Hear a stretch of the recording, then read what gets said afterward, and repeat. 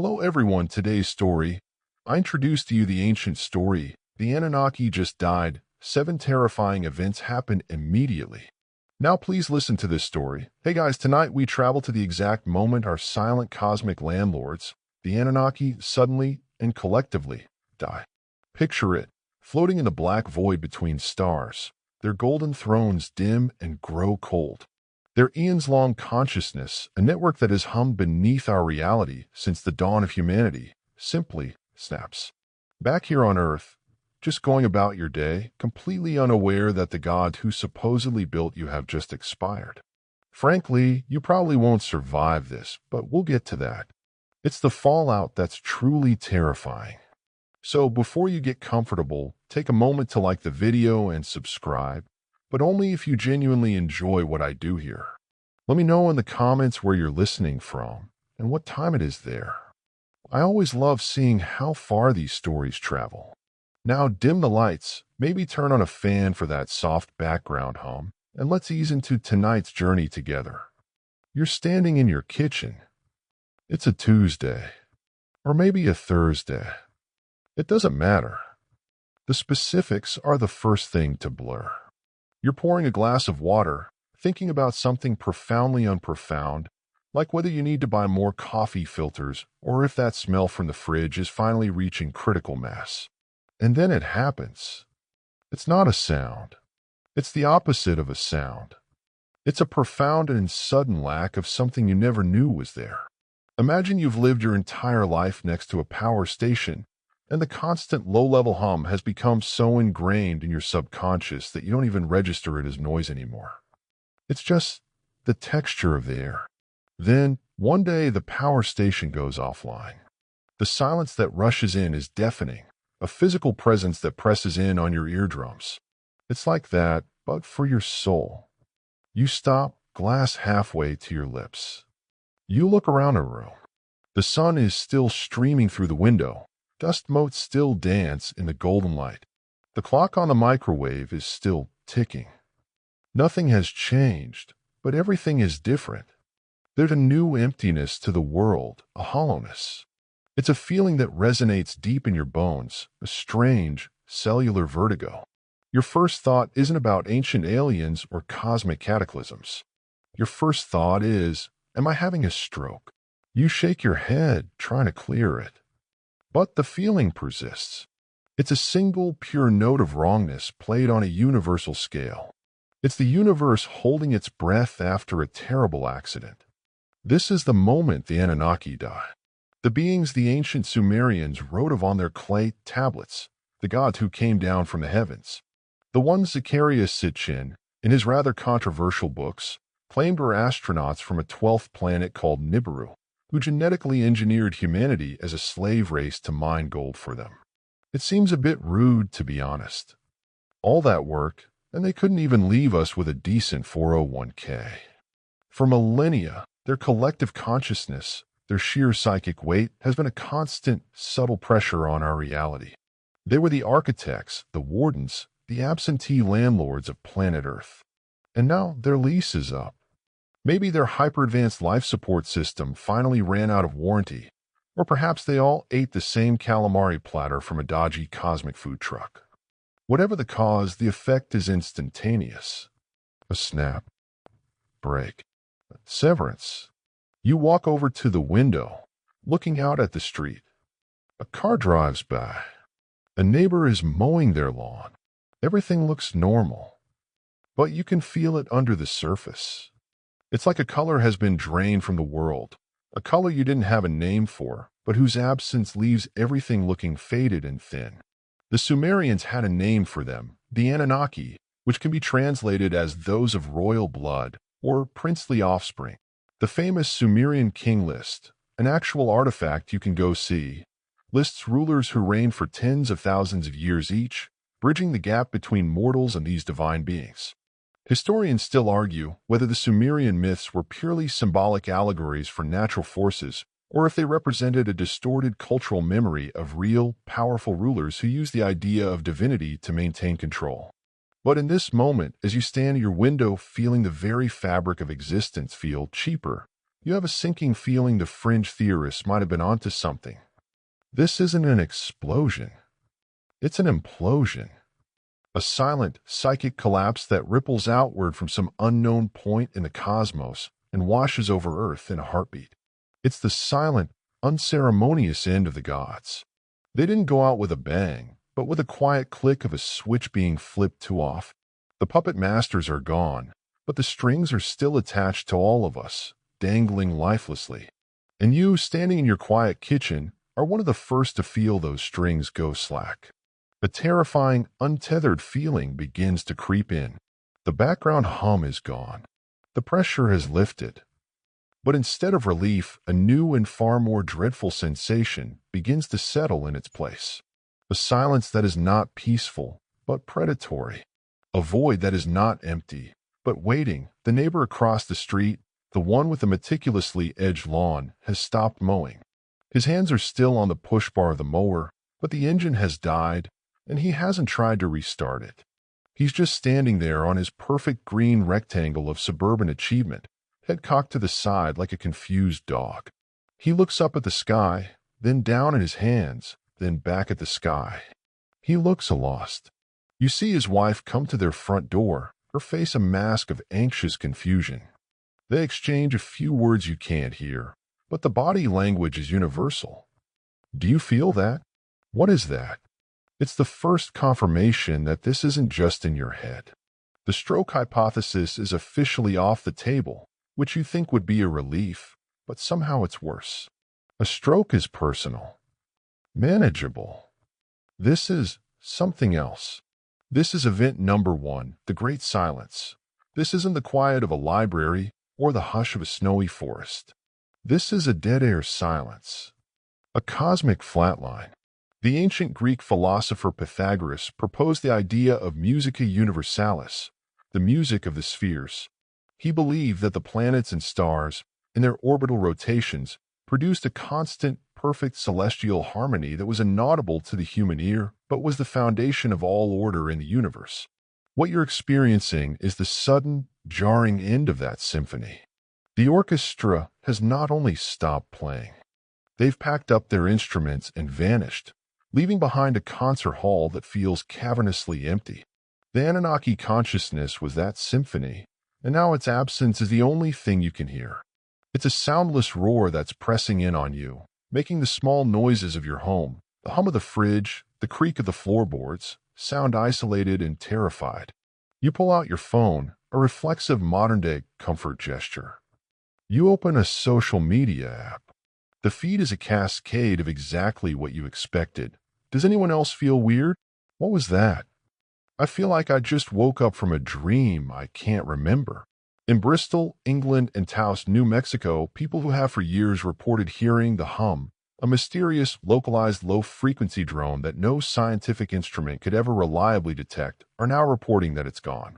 And in its place is this predatory quiet. For them, it's not the disappearance of a hum they never heard. It's the cessation of a noise that drove them half mad, and yet the resulting silence is 1,000 times more maddening. At least the hum was something. This is a profound and terrifying nothing. It's less peace and quiet, and more, oh dear, did someone forget to close the airlock to the void? Anthropologists continue to debate whether ancient cultures' widespread belief in a spirit world was a psychological coping mechanism or a genuine perception of forces beyond our modern comprehension. But in this moment, it feels terrifyingly clear that they were sensing something real. A living, breathing, humming reality that has just been snuffed out. You feel naked, exposed, like a deep-sea creature that has spent its whole life under the crushing pressure of the abyss, suddenly brought to the surface. You feel like you might just pop. You try to take a deep breath, to meditate, to find your center. But you can't. The place you would normally retreat to inside your own mind, that quiet space of inner peace, is gone. It was part of the hum. Now, when you try to look inward, you find the same gaping, silent void that seems to have swallowed the world. Namaste? More like, nah, I'ma stay in bed and start hoarding canned goods. The silence has a texture. It's heavy like velvet, but cold. It muffles thought. It smothers emotion. You look back at your neighbor. He's slowly walking back towards his house, his $1 million lawnmower abandoned in the middle of the yard. The simple, suburban certainty of his life has been shattered. The illusion of control is gone. All over the world, this same scene is playing out in a million different variations. A trader on the floor of the New York Stock Exchange stops mid-shout. A shaman in the Amazon rainforest drops his sacred rattle. A scientist at the Large Hadron Collider stares at her screens, which show nothing wrong, yet she can feel the wrongness in her marrow. The Anunnaki's death has pulled the universe's emergency brake. The momentum of life continues for a moment, but the fundamental force that was pushing it all forward is gone. You're starting to realize this silence isn't just a passive after effect. It's an active agent. It's the first plague. It's a psychic solvent, dissolving the thin layer of confidence and purpose that keeps human society running. What happens when 7 billion people simultaneously experience a profound sense of cosmic abandonment? What happens when the background noise of God, or the gods, or the universe, or whatever you want to call it, just stops? You have a chilling premonition that you're about to find out. The Great Silence isn't the main event. It's the opening act. It's the world holding its breath before the plunge. And as you stand there, bathed in the strange, sterile light of a world without its creators, you notice the first flicker of the lights in your kitchen. A tiny, almost imperceptible stutter. And then another. The flicker of the lights is subtle at first, easy to dismiss. A power surge, a problem with the grid, the ghost of Thomas Edison playing a prank. You've seen lights flicker 1,000 times. But this is different. It's not a surge or a dip. It's a stutter, a hesitation. It's as if the light itself is forgetting how to be light for a microsecond before remembering its purpose. The soft, warm glow of the lamp in your living room briefly turns thin and blue, a sickly, digital kind of light, before correcting itself. The screen of your phone does it too. A momentary desaturation of color, a flash of something almost sepia-toned. This is event number 2, technology's ghostly glitch. The invisible infrastructure that powers our world is starting to fray at the edges. It's doing so in ways that defy conventional explanation. This isn't a power outage. Not yet. This is something far stranger. It's a systemic decay. The Anunnaki, being the hyper-advanced cosmic engineers that they were, didn't just build us and leave us to our own devices with rocks and sharpened sticks. They laid the foundation. According to the wildest interpretations of Sumerian texts, they didn't just teach humanity about agriculture and astronomy. They installed a kind of planetary operating system. A background energy grid woven into the very fabric of the planet, designed to subtly regulate geological and atmospheric conditions, and perhaps to power their own technology left behind. It's the ultimate source code, humming away for millennia, completely unnoticed. Our own human-made power grids, our wireless communications, our global networks, we thought we built them from scratch, but we were really just plugging our primitive adapters into their divine wall sockets. And now the main breaker has been thrown. The power station isn't just offline. Its foundations are crumbling. You hear your Wi-Fi router reboot itself in the other room.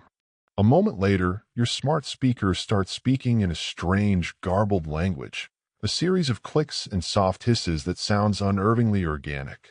It stops as abruptly as it started. Your car alarm chirps once, randomly, from the driveway.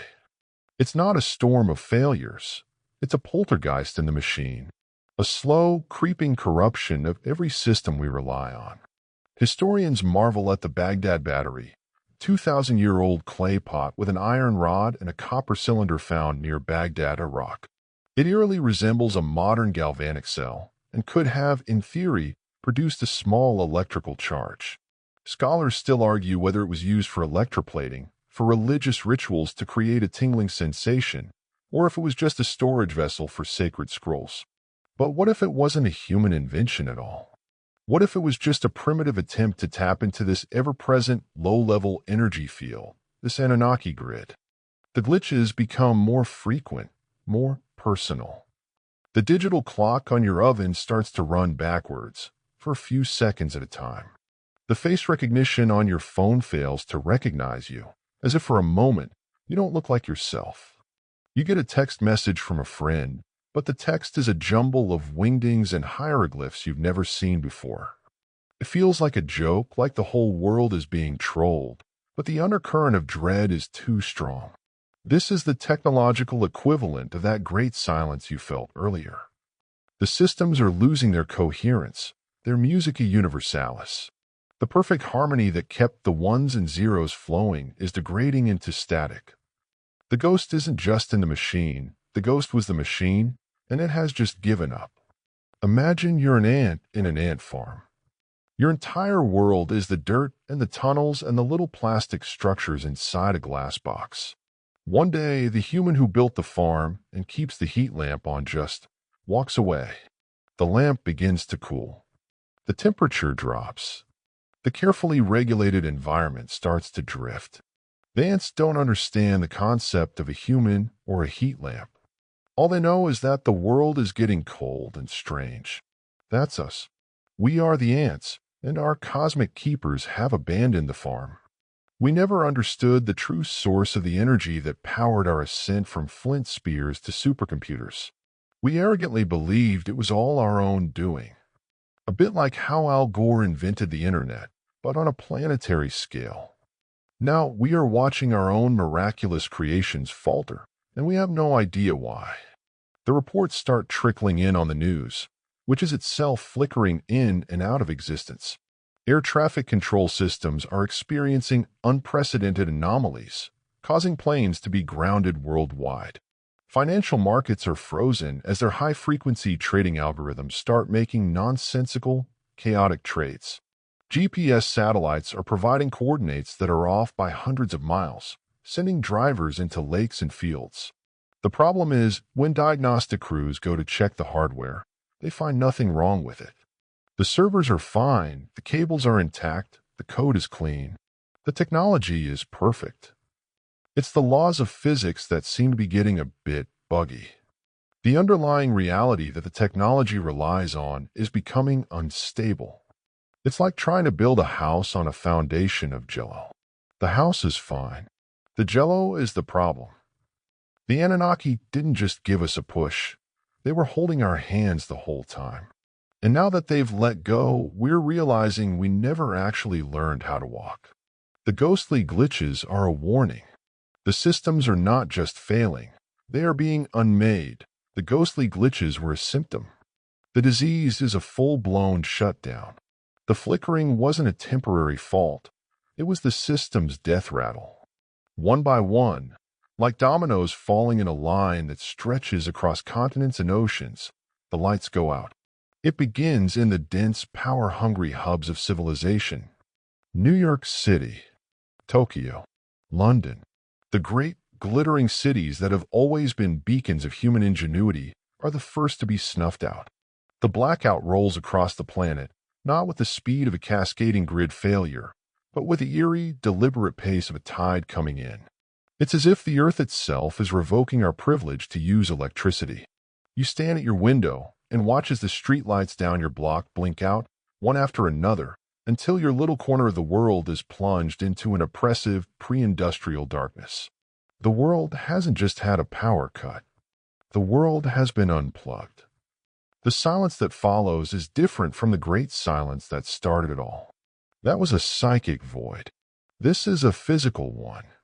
The constant, ubiquitous hum of modern life, the refrigerators, the air conditioners, the distant traffic, the electrical buzz in the walls, it's all gone. The only sounds are the rising murmur of confused and worried voices from your neighbors' houses, the barking of a dog, and the sound of your own heartbeat in your ears. You've experienced blackouts before, sure. They're kind of fun, in a way. An excuse to light some candles, tell ghost stories, and pretend you're camping. This isn't that. There's a finality to this darkness that is terrifying. It doesn't feel like a temporary inconvenience. It feels like a fundamental change in the state of the world. Your phone is dead, of course. Not just out of battery, but inert. A useless black rectangle of glass and plastic.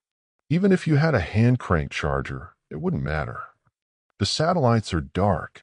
The cell towers are silent. The entire global communication network has ceased to exist. There is no internet, no television, no radio. For the first time in your life, you are truly, completely disconnected from the world beyond your immediate line of sight. It's a strange, agoraphobic feeling. The world has suddenly shrunk to the size of your neighborhood, and you have no idea what is happening beyond that small bubble. Are you at war? Has there been a solar flare? Is this happening everywhere? The not knowing is a unique form of torture. It's a bit like when you send a risky text and the other person is typing for a really long time. That stomach-churning anxiety, but scaled up to a global, apocalyptic level. Historians often point to the 1859 Carrington event, a massive solar storm that fried telegraph systems across North America and Europe, as a stark warning of our technological vulnerability. Operators reported getting electric shocks from their equipment, and telegraph papers spontaneously caught fire. Some systems even continue to send and receive messages long after their power supplies have been disconnected, running on the sheer electrical charge in the atmosphere. But this is the inverse of that. There is no surge of energy. There is a complete and total absence of it. The Anunnaki grid wasn't just a power source. It was a kind of catalyst. It made the physical process of generating and transmitting electricity more efficient, more stable. Without it, our own power plants are like trying to light a fire with damp wood in a vacuum. The principles are there, but the fundamental conditions required for success have been removed. The darkness is absolute. You've forgotten what real darkness looks like. Even in the countryside, there's usually a faint glow on the horizon from a distant city. Now there is nothing. Just the cold, indifferent light of the stars and the moon, which seem to shine with a new, startling clarity. With the planet's light pollution gone, the sky is ablaze with constellations and the faint, milky smear of the galaxy. It's breathtakingly beautiful, but it's the beauty of a tomb. It's the sky that your ancient ancestors would have seen, and for the first time, you feel a connection to them, a shared sense of being small and vulnerable under an immense, unfeeling cosmos. A quirky but relevant tidbit. In 2016, a widespread power outage in the western United States led to a flood of 911 calls from residents of Los Angeles reporting a strange, giant, silvery cloud in the sky. They were seeing the Milky Way for the first time in their lives. Now, that shock and awe is a global phenomenon. As your eyes adjust, you begin to see the world in shades of gray and black. The familiar landscape of your street is transformed into something alien and menacing. Every tree is a lurking figure. Every shadow is a bottomless pit. The world has been reset to its factory settings. Humanity has been thrown back centuries in a single, silent moment. All of our progress, all of our knowledge stored on digital servers, all of our interconnectedness, gone. We are a civilization with amnesia, left with only the things we can physically touch and the knowledge we hold in our own minds. And as the first night of the new dark age deepens, the fear begins to set in. Fear of the dark. Fear of the unknown. Fear of what people become when the lights go out and the rules no longer seem to apply. The world has been unplugged, and in the deafening silence and the profound darkness, something else is beginning to wake up. The darkness is a physical presence, but a more subtle and symbolic decay is happening in the daylight. You watch it unfold over the next few days. The first to be affected are the ones who claim to be closest to the gods. This is event number 3, the bloodline curse. In the vacuum of information, people turn to their leaders, the presidents, the prime ministers, the royalty, the holy figures. They emerge from their bunkers and their palaces to address the confused and terrified populace, attempting to project an aura of calm and control. But something is wrong. Terribly wrong. Their authority, once so absolute, now seems hollow, like a costume they've forgotten how to wear. It's most visible in those who claim power through divine right. The kings and queens, the emperors, the last vestiges of ancient monarchies. For centuries, Their entire legitimacy has been built on the idea of a sacred bloodline, a lineage that traces back to a divine or semi-divine ancestor. The mandate of heaven, as it was called in ancient China, was the philosophical idea that a ruler's power was granted by the gods, and that this mandate could be lost if the ruler became unjust or incompetent, often signaled by natural disasters. What's happening now is a much more direct and personal revocation of that mandate. As they stand before their people, you can see it. A visible corrosion of their divine essence. It's in their eyes. The confident, commanding gaze is gone, replaced by a flickering, hunted look. Their voices, once booming with unshakable certainty, are now thin and reedy, cracking with a very human tremor of fear. They seem smaller, diminished, as if the very thing that made them seem larger than life was the subtle, subconscious influence of their Anunnaki heritage, a psychic resonance that commanded respect and obedience. Now that the source of that resonance is gone, the spell is broken.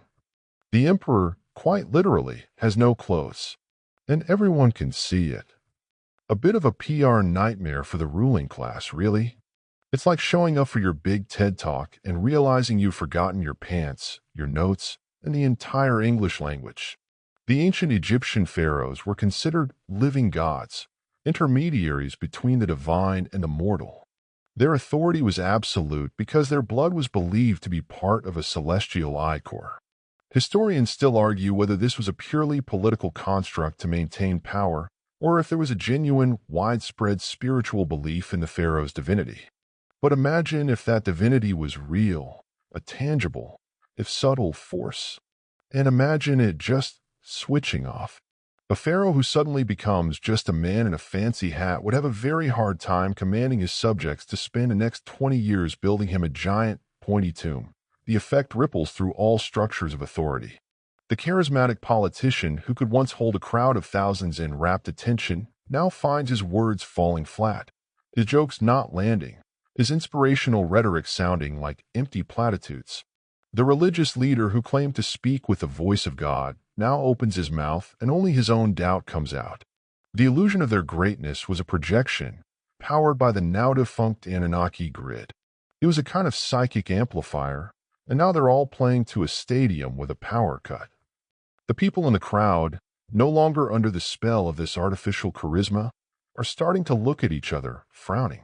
They are seeing these figures not as shepherds, but as what they are, scared, confused people, just like them. This corrosion is more than just a loss of confidence. It's a physical thing. Tabloid-style rumors, now whispered from person to person in the dark, speak of strange afflictions befalling the world's elite. An old, aristocratic family known for its good breeding is suddenly beset by a host of genetic ailments. A royal heir is seen in a fleeting glimpse on a palace balcony, and his features seem less refined, coarser, as if some recessive, brutish gene has suddenly expressed itself. The idea of a blue blood nobility may have had a fringe biological basis. What if the Anunnaki, in their engineering of humanity, created a specific bloodline to act as their overseers, their foremen on Project Earth? A lineage subtly tweaked to be more intelligent, more commanding, and more psychically attuned to their masters. And now, without the constant signal from the Home Office, that genetic code is starting to unravel. The divine right is decaying into a biological curse. The shepherds are becoming sick, and the sheep are starting to notice. This power vacuum is dangerous. Nature abhors a vacuum, and so does human society. And into this void, something much older and much less charismatic is about to rise. As the authority of the world's leaders crumbles, a new and far more terrifying authority begins to assert itself. It doesn't come from the outside, from a new leader or a conquering army. It comes from within. It rises from the one place you thought was safe, your own mind. It begins with the dreams. The first few nights after the unplugging are filled with a restless, anxious sleep. But then on the third or fourth night, it starts. It's not just you. It's everyone. All at once, the entire human population begins to have the same dream. Or, more accurately, the same nightmare. This is the phenomenon of our shared subconscious awakening, dreams of a forgotten servitude. You find yourself in a place that is both alien and deeply, horribly familiar. The sky is a different color, a coppery, hazy orange. The air is thick, heavy with the taste of metal and dust. You are not you. Your body is stronger, more muscular, but it feels less like your own and more like a piece of equipment. Your hands are calloused and raw. You are standing in a vast open pit mine, a wound carved into the surface of a younger, more volatile earth. The scale of it is impossible, dwarfing anything modern humans have ever built. Around you are thousands of others, people of all races and types, but all with the same dull, exhausted look in their eyes. You are all toiling under the oppressive heat of that strange orange sun. You are mining for gold. Not for wealth, not for beauty, but for a purpose you don't understand. You just know that you must. Your actions are automatic. Your muscles ache with a fatigue that feels bone-deep and ancient. You swing a primitive pickaxe against a rock face, over and over, the rhythm of the work a mindless, hopeless drumbeat. And then you see them. The Anunnaki. They walk among you, but they are not like you. They are tall, impossibly tall, with skin that seems to shimmer and eyes that glow with a faint, internal light. They don't speak, but you hear their commands in your head, sharp, cold, and utterly dominant. They are the overseers, the masters. You feel a wave of emotion that is not your own, a cocktail of absolute terror and a cringing, desperate desire to please. You are a slave, a biological tool created for a single purpose, to dig. This is not a story being told to you in the dream. You are living it. You feel the grit of the dust in your teeth, the sting of sweat in your eyes, the burning protest of your overwrought muscles. This is a genetic memory, an ancestral echo buried deep in your DNA, now unlocked and playing on a loop in the shared theater of the human subconscious. The Anunnaki's death and the subsequent Great Silence didn't just turn off the power grid. It turned off the psychic suppressor that kept these memories locked away. For millennia, they kept us from remembering what we were. Now the dam has broken. You wake up with a gasp, your heart hammering against your ribs. The details of the dream are already fading, but the feeling, the crushing, hopeless feeling of servitude, clings to you like a shroud. You talk to your family, your neighbors, the strangers you huddle with for warmth and safety. And you discover, with a creeping dread, that they all had the same dream. The miner, the orange sky, the glowing eyes of the masters. Everyone. The psychologist Carl Jung proposed the concept of the collective unconscious, a shared reservoir of experiences and archetypes inherited from our ancestors. Jung believed these archetypes manifested in myths, symbols, and dreams. He would have had an absolute field day with this. It's the ultimate validation of his theory, but on a scale so literal and horrifying, it would probably make him want to take up a less stressful hobby, like competitive napping. The dream is a revelation, and it changes everything. It recontextualizes all of human history. The Great Pyramids, Stonehenge, the massive earthworks of the Americas, were they built to honor gods, or were they built under the lash of masters? Our innate human reverence for gold, a soft, impractical metal with little industrial use until recently, is it a cultural quirk? Or is it a programmed instinct, a leftover from the days when presenting it to our creators was our sole reason for being? Historians still debate the methods used to construct massive ancient monuments like Puma Punku in Bolivia, where stones weighing over 100 tons are cut with machine-like precision. The official explanations involving log rollers and copper chisels seem inadequate. The dream provides a new, terrible answer. They were built with an endless supply of disposable, genetically engineered labor.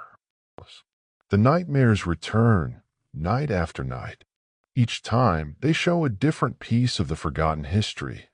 Glimpses of genetic labs, of being herded into massive transport ships that blot out the sky, of failed rebellions being put down with terrifying silent efficiency. These aren't just dreams. They are memories being reintegrated into our conscious minds. And with these memories comes a new species-wide trauma. We are not the pinnacle of creation, the masters of our own destiny. We are abandoned farm equipment.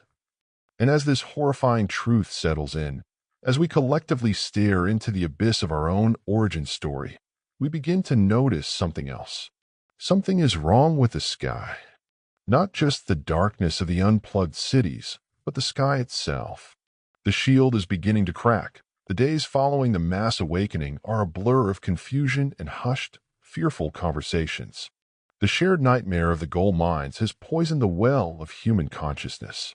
Every interaction is now colored by this new, dreadful context. You look at your own hands and can't help but see the hands of a slave. You look at the stars and can't help but think of the masters who once came from them and have now abandoned you. But this existential crisis is soon to be overshadowed by a much more immediate and physical threat. This is event number 4, the celestial shield cracks. It begins as a subtle optical phenomenon. During the day, you see shimmering rainbow-like patterns in the upper atmosphere, like oil slicks on a vast celestial puddle. At night, the stars seem to warp and bend as if viewed through flawed glass. Satellites, those that haven't already died, begin to tumble out of orbit, burning up in fiery streaks across the sky. At first, it's beautiful in a strange, apocalyptic way. People gather on rooftops and hills to watch the light shows, a brief and wondrous distraction from the grim reality on the ground. But the more scientifically minded among your small group of survivors realize what you're seeing, and the implication is terrifying. The Earth's magnetosphere, the invisible shield that protects us from solar winds and cosmic radiation, is failing. It's another piece of the Anunnaki's planetary engineering. They didn't just pick a random, convenient rock to start their mining operation. They terraformed it. They stabilized its orbit, managed its climate, and most importantly, they reinforced its natural magnetic shield. They installed a network of unimaginably advanced devices, perhaps buried deep within the Earth's core or stationed in geosynchronous orbit, that actively managed and amplified the planet's magnetosphere. It was a planetary defense system, protecting their investment from the harsh realities of space. And just like the power grid and the psychic suppressor, its warranty has expired. Now, without their constant maintenance and power, the shield is decaying. The shimmering lights are not a beautiful display. They are the shield's death throes, visible as charged particles from the sun begin to breach the perimeter and slam into our upper atmosphere. A strange and perhaps apocryphal tidbit of history is the story of the Tunguska event in 1908. A massive explosion, estimated to be 1,000 times more powerful than the atomic bomb at Hiroshima, flattened over 800 square miles of Siberian forest. The official explanation is a mid-air explosion of a meteoroid or comet, but no impact crater was ever found. Fringe theorists have long proposed more exotic explanations, from a miniature black hole to an alien spacecraft accident. What if it was a test, or even an automatic defensive shot from the Anunnaki's shield? A cosmic bullet intercepted before it could hit the ground. A system that has been silently protecting us from similar or even larger impacts for millennia. A system that is now offline. The cracking of the shield has immediate, tangible effects on the surface. The first thing you notice is the sunburn. Even on an overcast day, a few minutes of exposure to the outdoors leaves your skin feeling raw and scorched. The solar radiation is pouring through the gaps in the shield, unfiltered and deadly. Birds, which are known to navigate using the Earth's magnetic fields, begin to fly in confused, erratic patterns, often crashing into buildings or simply falling from the sky. There's a strange static in the air, a prickling sensation on your skin, the smell of ozone after a lightning strike, but constant. Scholars have long debated the exact cause of the end of the last ice age, a rapid period of global warming and glacial retreat around 12,000 years ago. The leading theory involves changes in the Earth's orbit, known as Milankovitch cycles. But the speed of the change has always been a point of contention. What if it wasn't a natural cycle? What if it was the Anunnaki's climate control system being brought online, rapidly warming the planet to make it more hospitable for them, and for their new workforce. This would place their arrival and our creation right around the time that conventional history says human civilization began. A coincidence that is becoming harder and harder to ignore. It's like discovering that the Garden of Eden had a thermostat and the landlords just took it with them when they moved out. The decay accelerates. The beautiful auroras, once confined to the polar regions, are now visible all over the globe, great, wavering curtains of green and purple light that paint the night sky. They are a terrifying omen. The shield is no longer just cracking. It's beginning to shatter. You can feel the change in the very air you breathe. It feels thin, charged, and hostile. The protection you took for granted, the protection you never even knew you had, is failing. Earth is becoming a target. The universe is full of stray bullets, asteroids, comets, cosmic rays.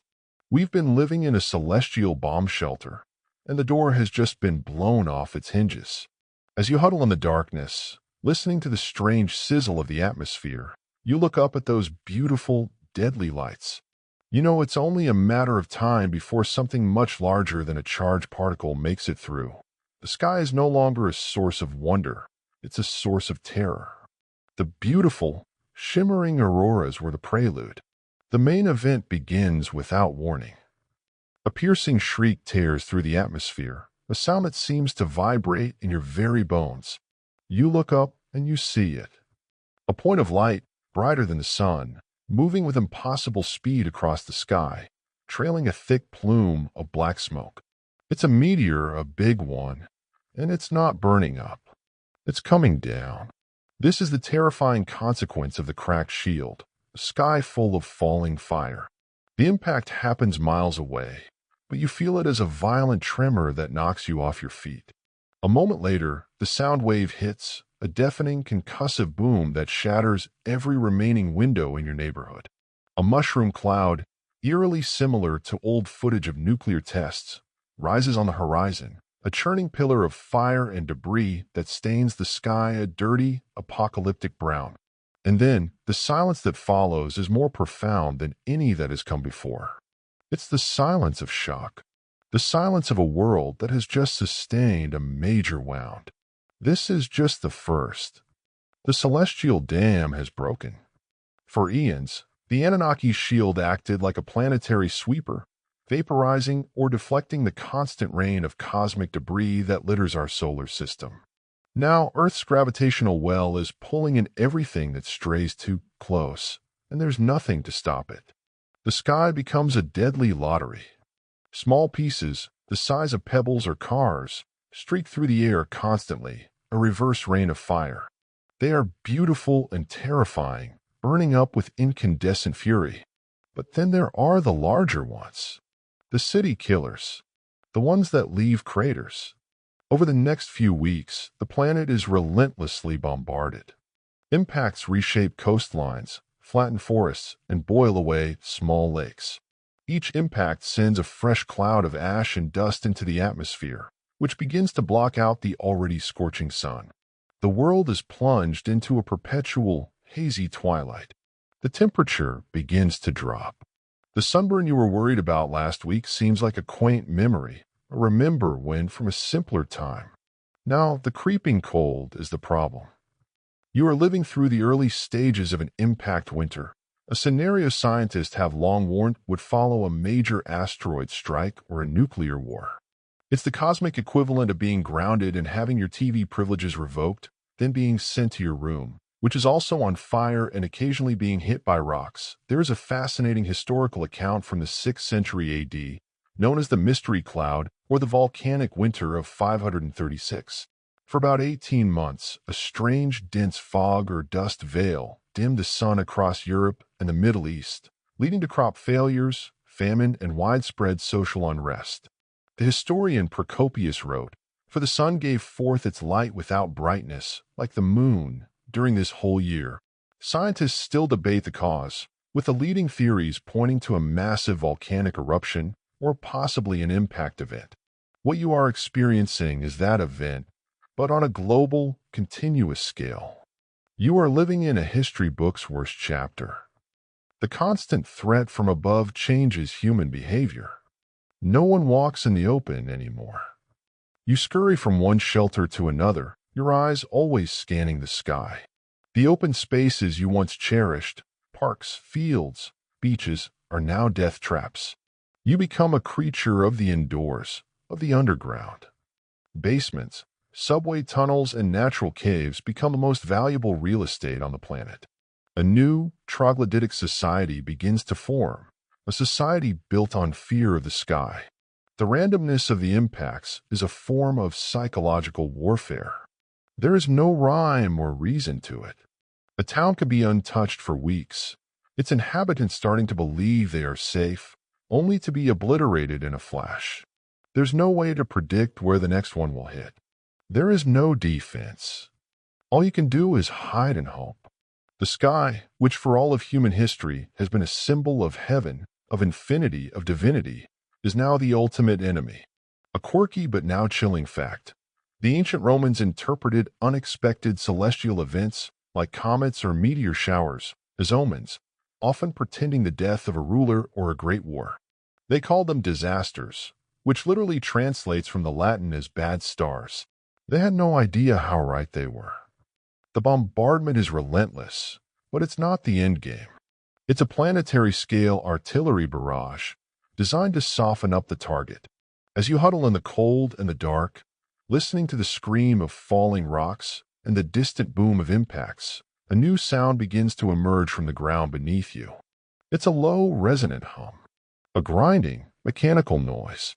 It's coming from deep underground, from places that have been silent for millennia. The ancient wardens, the soulless guardians left behind by the Anunnaki, are beginning to stir. The bombardment from the sky was bad, but the judgment from below is about to be so much worse. The sound from beneath the earth is a slow, grinding hum that you feel more than you hear. It's the sound of immense stone gears turning after millennia of dormancy. It's the thrum of ancient power sources cycling up from a deep slumber. All over the world, in the foundations of the most ancient and enigmatic structures, something is waking up. This is event number 5, the ancient wardens stir. The Anunnaki didn't just leave behind a psychic imprint and some unhappy memories. They left behind hardware, automated security systems, and they're all coming online at once. You and your small band of survivors are taking shelter in the ruins of a large modern city. The subway tunnels have become your home. One day, a runner comes back from a scouting mission, his face pale with a new kind of fear, a fear that makes the falling skyrock seem manageable. He talks of the Great Pyramid at Giza. The smooth, limestone capstone, long thought to be lost to history, has reformed. Not out of new stone, but out of some kind of shimmering, solidified energy. A low hum emanates from the entire structure, and at night, a beam of pure white light shoots from its apex directly into the dark, ash-filled sky. It's not a signal. It's a power-up sequence. Similar reports, passed by word of mouth with the speed of panic, trickle in from across the globe. The monolithic stones of Stonehenge are glowing with faint, geometric patterns. Deep within the jungles of Cambodia, the Temple of Angkor Wat is emitting a resonant frequency that causes strange, harmonic echoes in the air for miles around.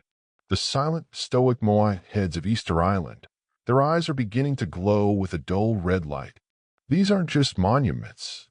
They are power stations, nodes in a forgotten network, guardians placed at key ley lines and energy nexuses across the planet. And the Anunnaki's death wasn't just a shutdown signal. It was also a trigger. A dead man's switch designed to activate a final, terrifying protocol. This gives a chilling new context to the sheer effort required to build these places. Take the Great Pyramid, for example. It's comprised of an estimated 2.3 million stone blocks, many weighing several tons. Mainstream Egyptology holds that it was a tomb for the pharaoh Khufu, built over a 20-year period. But why go to such incredible lengths for a tomb? Why the baffling mathematical precision, aligning it almost perfectly with true north? Historians still argue about the exact construction techniques, with theories ranging from massive ramps to sophisticated water-based pulley systems.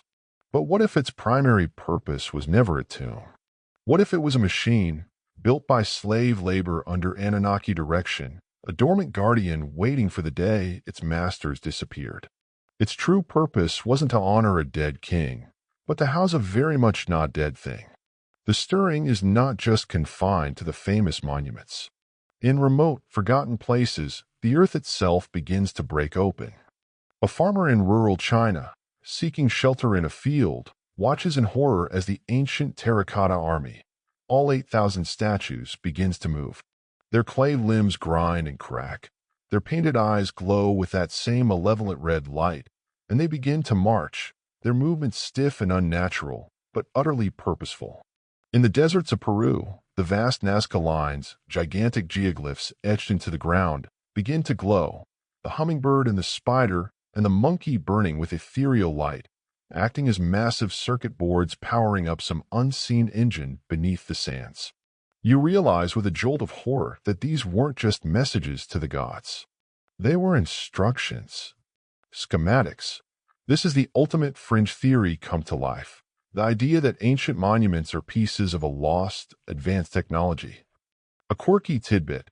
Some sound engineers and acousticians have noted that certain ancient structures, like the burial chambers within the pyramids or the stone circles in the UK, have very specific and unusual acoustic properties. They can amplify certain frequencies and create strange sensory effects. It was often dismissed as a coincidence or a primitive attempt at creating a sacred atmosphere.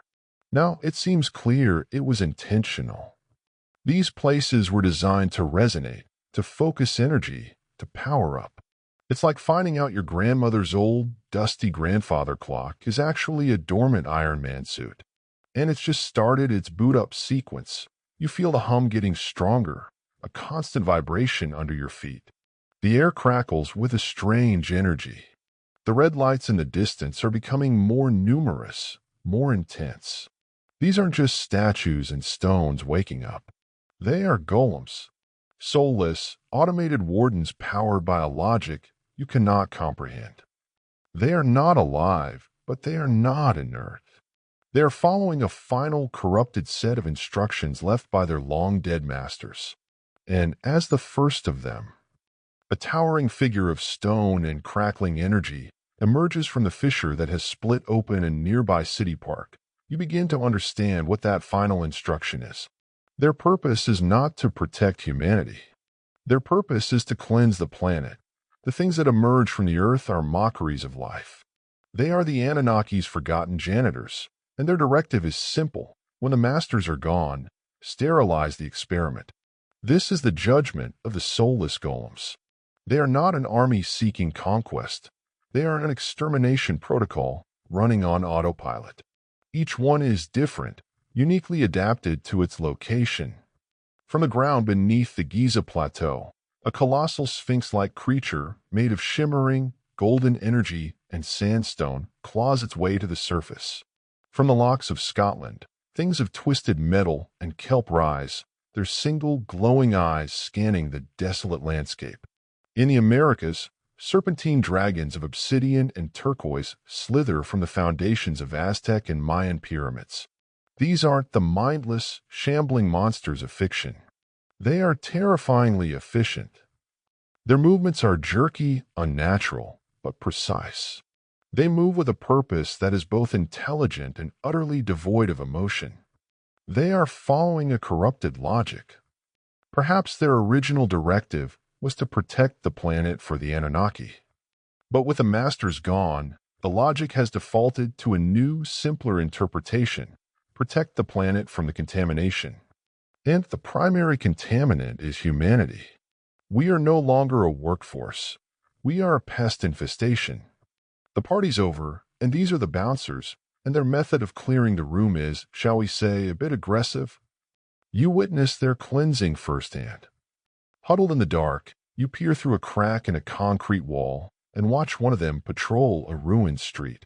It's a 7-foot-tall automaton that looks like a Roman legionary, but forged from basalt and powered by a faint, internal orange light. It moves with a silent, gliding motion. It doesn't seem to have optical sensors, yet it perceives everything. It stops, head tilting as if listening to a sound you can't hear.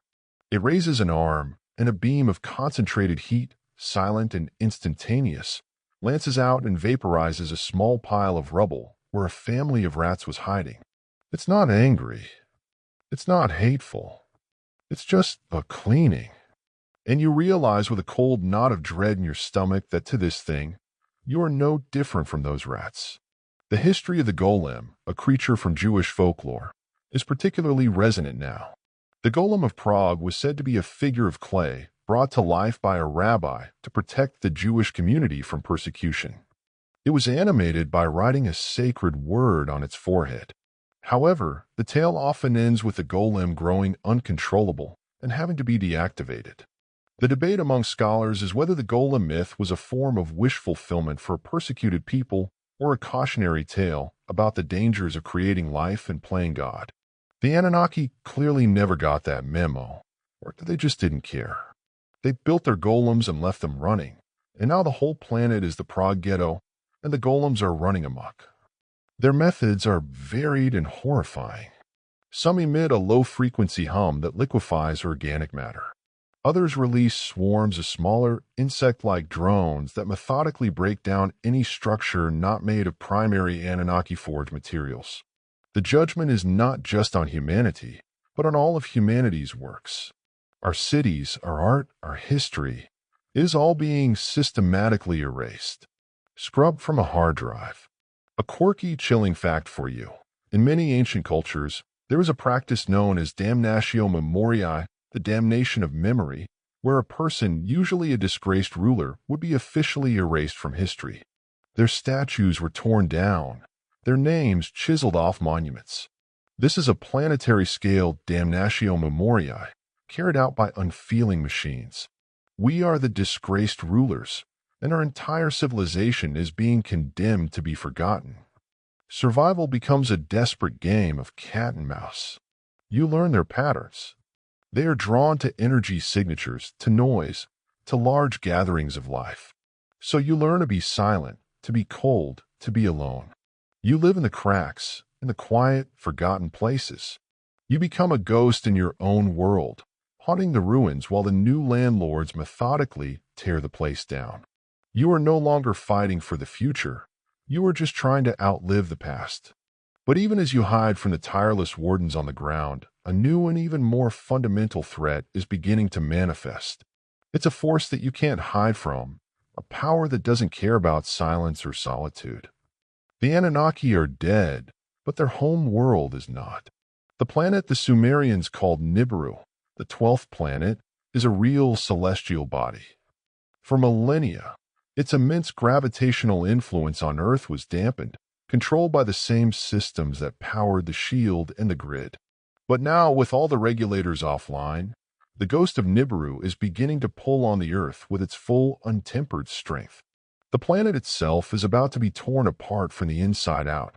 You feel the new threat not as a sound or a sight, but as a lurch in your stomach. A persistent, low-grade vertigo. It's the feeling of being on a ship that is beginning to pitch in heavy seas. Except the ship is the entire planet. This is event number 6, Nibiru's ghostly pull. The Anunnaki home world, that rogue planet with a long, elliptical orbit that Sitchin wrote about, is no longer a fringe theory. It's a physical reality making its presence known in the most terrifying way imaginable. It may be billions of miles away, but its gravitational ghost is reaching out across the solar system and taking hold of the Earth. The first and most dramatic effect is on the oceans. The tides, once so predictable, so reliable that entire almanacs were printed around their rhythms, have become monstrous and erratic. The Anunnaki's technology, it seems, acted as a kind of gravitational dampener, smoothing out Nibiru's influence and keeping our oceans relatively stable. Now that buffer is gone.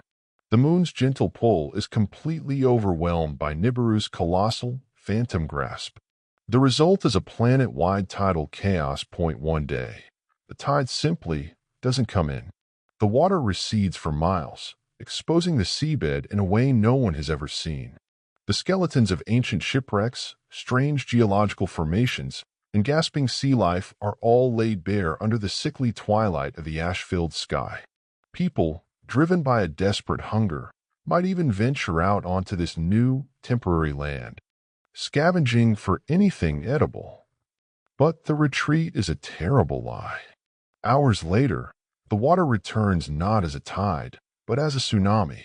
A wall of black water, hundreds of feet high, that doesn't just crash onto the coast, but surges inland for miles, scouring the landscape clean with irresistible liquid force.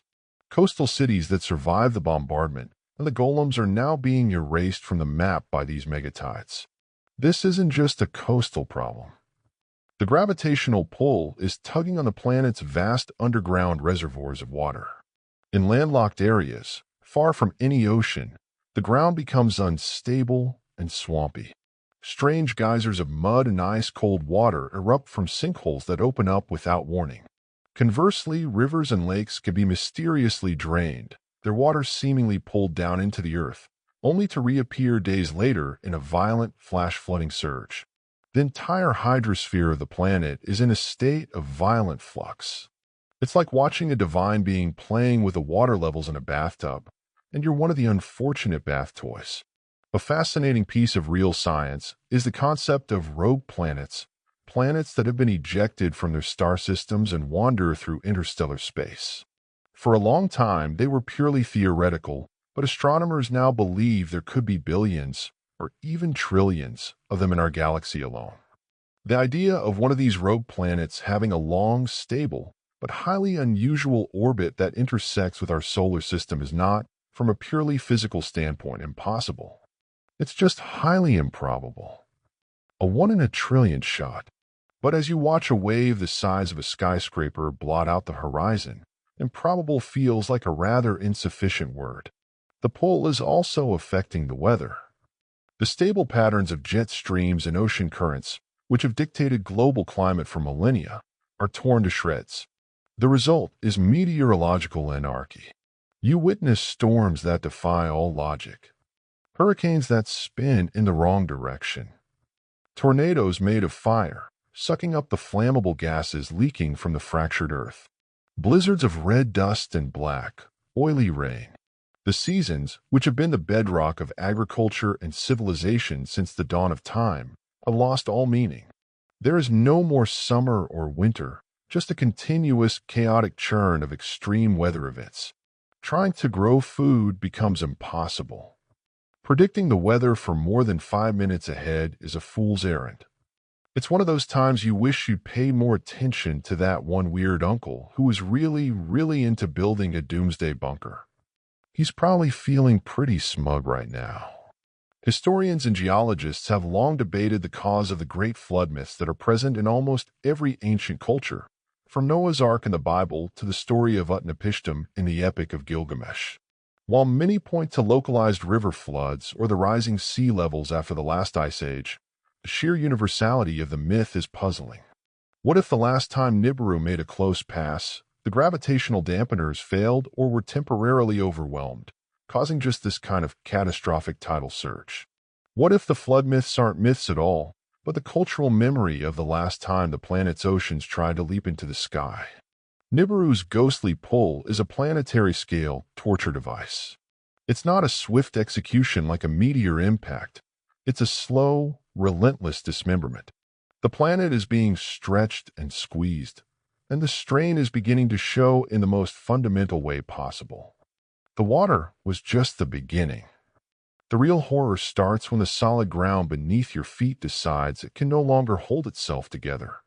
The tectonic plates are starting to groan. The vertigo you've been feeling is no longer just a sensation. It's a physical reality. The ground is moving. Not the subtle, almost imperceptible drift of tectonic plates over millennia, but a violent, wrenching series of shifts. Nibiru's gravitational pull is no longer just sloshing the oceans around. It's kneading the very mantle of the Earth like dough. The result is the planet's tectonic fury, a geological apocalypse that makes all the previous horrors seem like a gentle overture. The world map you knew is being redrawn in fire and stone. Earthquakes are no longer isolated events. They are a constant, rolling tremor, a planetary ague. The Richter scale becomes meaningless, as the quakes are so frequent and so powerful, they would all register off the charts. It's not about surviving a single big one. It's about enduring the ceaseless shaking of the world. The ground heaves and rolls like the surface of a stormy sea. Fissures, miles long and thousands of feet deep, crack open across continents, venting clouds of superheated, poisonous gas from the planet's ravaged guts. The sound is a constant, grinding roar, the shriek of rock being torn apart on a scale that defies comprehension. Your life in the subway tunnels becomes untenable. The tunnels twist and collapse, the concrete groaning under pressures it was never designed to withstand. You are forced to the surface, into the hazy, cold twilight, where the danger from the sky is now matched by the danger from the ground. You become a nomad in a land that is actively trying to kill you. The very concept of solid ground is a cruel joke. You learn to read the tremors, to stay away from cliffs and unstable hillsides, to sleep in open, flat areas where at least you can see the collapse coming. It's like trying to have a picnic on the back of a bucking bronco. This is where the Anunnaki's most profound engineering becomes apparent. They didn't just put up a shield and a power grid. They seem to have installed a kind of geological stabilization system, a network of tectonic braces to keep the planet's crust quiet and predictable during their long tenure. A fascinating, if fringe, theory points to the strange, global distribution of volcanoes and what's known as the Ring of Fire as evidence of this. What if it's not just a natural feature, but the perimeter of this ancient control system? The places where the Anunnaki vented planetary pressures in a controlled way. Now, with the system offline, the pressure is building everywhere, and the vents are blowing open at random. Volcanoes that have been dormant for thousands of years roar back to life with an unimaginable fury. The eruptions are not the relatively sedate lava flows of a Hawaiian volcano. They are Plinian eruptions, the most violent kind, that shoot columns of ash, gas, and rock tens of miles into the stratosphere. The ash from these new hypervolcanoes makes the dust from the meteor impacts look like a mild haze. The sky turns from a dim twilight to an absolute, impenetrable black. The sun is completely gone. The cold becomes so intense that the monstrous, oily rain begins to fall as black, chemical-laced snow. The established science of plate tectonics, a theory that was only fully accepted in the 1960s, explains how the continents drift on the Earth's mantle. But there's a debate among geologists about the speed and nature of past continental shifts. Some evidence suggests that there may have been periods of catastrophic plate tectonics, where the continents moved much, much faster than they do today. You are living through one of these periods. You can literally watch the landscape change before your eyes. A mountain range can be thrust up from a plain in a matter of days, its new peaks raw and jagged. A valley can be torn open where a hill used to be. The world is being unmade and remade, and the process is deafeningly violent. In the midst of this geological chaos, you see things that are impossible. As a fissure splits the earth nearby, it reveals not just magma and rock, but the cross-section of something artificial. A vast, metallic structure, miles deep, now fractured and broken. It's a glimpse of the Anunnaki's tectonic bracing system, the planetary skeleton they built to hold this world together. And you realize they weren't just mining for gold. They were turning the entire planet into a machine, a farm, a factory, and we were just the fauna that happened to live on it. The tectonic fury is the ultimate cleanser. It is destroying everything, the ruins of our cities, the golems, the evidence that we ever existed. The world is being reset to a primordial state of fire and rock. But as the planet itself screams in its death throes, one final Anunnaki system fails. It's the most subtle, and perhaps the most important one of all. It's the veil that has been clouding our minds since the very beginning. And its failure is the seventh and final event. The great amnesia is about to fail, and the full unvarnished truth of our existence is about to flood our minds. In the midst of the planetary chaos, with the ground shaking and the sky falling, the final cataclysm is a silent one. It happens inside your head. It's not a dream this time, not a fragmented memory. It's a sudden, brutal, and complete download of information. This is event number 7. The Great Amnesia fails. The last piece of Anunnaki technology to crumble is the most insidious of all, the psychic veil that has kept humanity in a state of perpetual, blissful ignorance. It was a shroud woven into our very consciousness, a program designed to make us forget our origins, to suppress our true potential, and to limit our perception of reality. And now it has just been ripped away. The experience is like a lightning strike to the soul. It's not a narrative. It's a torrent of raw data, sensory input, and pure knowledge flooding into your mind all at once. You don't just remember the gold mines. You understand the complex orbital mechanics of Nibiru. You don't just see the overseers. You comprehend the nuances of their biology, their society, their language. You suddenly grasp the full, staggering scope of their engineering, the intricacies of the planetary shield, the physics-defying principles of the energy grid, the quantum mechanics behind the tectonic stabilizers. The knowledge of the gods, their entire civilization's worth of science, history, and philosophy, is poured directly into your primitive, terrified human brain. It's too much. The human mind was never meant to hold this much information.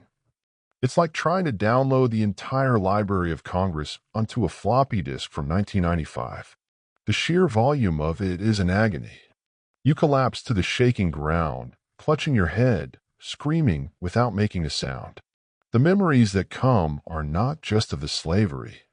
You remember what humanity was before they came. You experience a deep, primordial memory of being a native life form on this planet, evolving slowly, peacefully. And then you feel the arrival.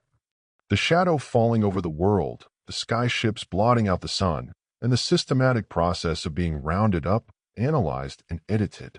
You experience, with the clarity of a first-hand witness, the genetic manipulation. You are in their laboratories, vast, sterile chambers filled with light. You see them, the Anunnaki geneticists, their faces impassive and curious, like a human scientist studying a lab rat. You feel them tinkering with your DNA, switching genes on and off. They are not being cruel. They are being efficient. They are dialing down your psychic abilities, your connection to the planet. They are enhancing your physical strength and your obedience. They are installing the genetic command to revere gold. They are building a better slave. And then, most cruelly of all, they install the amnesia, the command to forget that you were ever anything else. A quirky tidbit from our own science, researchers have discovered that our DNA is filled with vast stretches of non-coding sequences, often dismissed as junk DNA. What if it's not junk? What if it's the code they deactivated? The dormant files of who we used to be. The failure of the Great Amnesia explains so much of the human condition. Our species-wide sense of existential dread, that nagging feeling that something is missing, that we are disconnected from our world. Our endless, desperate search for God, for a higher purpose, for a master. It was all a symptom of the veil, a phantom limb pain for a part of our soul that had been amputated. The debate among philosophers about whether human consciousness is merely a product of the brain or something more, an antenna tuning into a greater reality, is answered with brutal clarity. We were antennas, yes, but the Anunnaki deliberately mistuned us to a single, pathetic station that only played commercials for their own glory. With the veil gone, your senses are overwhelmed. You can suddenly feel the planet's agony as a physical pain in your own body. You can feel the life force of every blade of grass, every terrified insect. You can see the energy fields that the golems use to navigate. You can hear the faint, residual psychic echoes of the Anunnaki, the ghost of their thoughts still embedded in the rocks and the air. Reality is no longer the simple, three-dimensional world you knew. It's a chaotic, terrifying symphony of energy and information that your brain is simply not equipped to process. This new knowledge is not empowering. It's crushing. You understand now that the Anunnaki were not gods. They were just a species. A very old, very powerful, and very pragmatic species of cosmic miners. They weren't grandly evil or benevolently divine. They were just carrying out a resource-gathering operation, and Earth was just a line item on their quarterly report. There was no grand cosmic plan for humanity. Our purpose was to be temporary, disposable equipment. The weight of this cosmic insignificance is heavier than any mountain range the tectonic fury could create. You were not a fallen angel. You were a broken shovel. And as this absolute, unvarnished truth settles into the mind of every single human being on the planet simultaneously, the result is inevitable. The sound that rises from the shattered surface of the earth is not human. It's the collective, involuntary cry of a species that has just had its soul ripped out and shown to them. It is the species-wide existential scream. It's the sound of 8 billion minds simultaneously processing an unbearable truth. It's the shriek of the lab rat that has suddenly been given the intellect to understand the scientist, the cage, the experiment, and its own utter helplessness. The scream is psychic, but it is so powerful that it manifests physically, a wave of pure despair that rolls across the tormented landscape, silencing even the roar of the volcanoes and the grinding of the tectonic plates for a brief, horrifying moment. This is the ultimate culmination of all the events. The great silence created the void. The unplugging isolated everyone in darkness. The bloodline curse shattered their faith in leaders. The dreams planted the seed of the horrifying truth. The cracked shield and falling fire broke their spirit. The golems began the physical erasure. The planet's fury destroyed their world. And now the failure of the amnesia has delivered the killing blow, not to the body, but to the concept of what it means to be human. You were part of that scream. You can't help it. The truth is a poison, a psychic toxin that dissolves every belief, every hope, every piece of cultural identity you ever held. Your entire history is a lie. Your religions, distorted memories of the overseers, cargo cults built around beings who saw you as livestock. Your greatest achievements in art and architecture, so often just monuments to your own slavery built at the command of your masters. Your innate drive for progress and exploration, a faint, pathetic echo of the master's own nature, a shadow of a quality you were never meant to have. It's like discovering that your entire family tree was written in crayon by a bored and slightly sadistic child. You look at the other survivors around you, their faces contorted in the same agony. But the shared experience doesn't bring you closer. It isolates you completely. How can you look another human in the eye, knowing that their very existence, and your own, is the result of a cosmic act of animal husbandry? The shame is absolute. The humiliation is species deep. Many simply give up. Their minds, unable to reconcile the new reality, just shut down. They drop to the ground, their bodies still living, but their consciousness gone, retreated into a catatonia from which they will never emerge.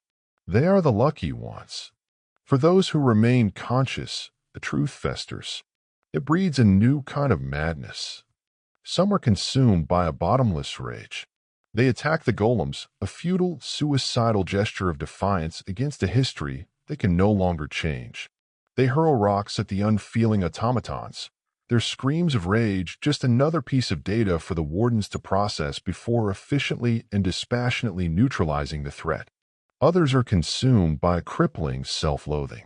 They see the slave gene in themselves and their neighbors. They see the mark of the Anunnaki in every face, and they despise it. This leads to horrific, nihilistic violence, small pockets of humanity turning on itself in a final, pointless spasm of self-hatred. The scholarly debate over nature versus nurture, how much of who we are is determined by our genetics versus our environment, is answered in the most brutal way. It was both. Our nature was deliberately engineered, and our nurture, our entire planetary environment, was an artificial construct designed to reinforce that nature. We never had a chance to be anything else. Even our free will, the concept so central to our philosophy and law, now seems like a cruel joke. The choices we made were always within the carefully defined parameters of the experiment. We were free, only in the way a hamster is free to choose which wheel to run on inside its cage. A quirky historical fact. In the 1630s, the Netherlands was gripped by tulip mania, a speculative bubble where the price of a single tulip bulb could exceed that of a house, before the market crashed spectacularly. Historians see it as a classic example of human greed and irrationality. But now you see it in a new light. A whole society suddenly, inexplicably, assigning immense value to a pretty, useless flower. Is it so different from a whole species being hardwired to value a shiny, useless metal? Our follies, our passions, our inexplicable behaviors, are they ours at all? Or are they just glitches in the programming? This is the true apocalypse. Not the fire or the floods or the monsters.